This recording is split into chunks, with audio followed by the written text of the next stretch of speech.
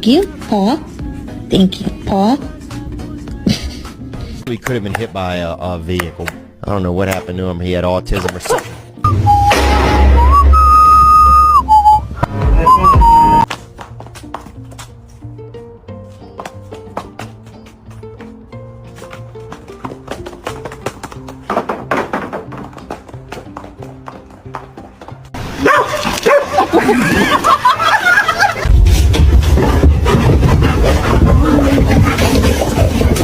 Come on.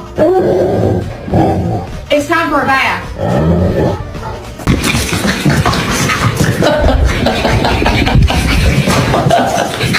What's up, buddy?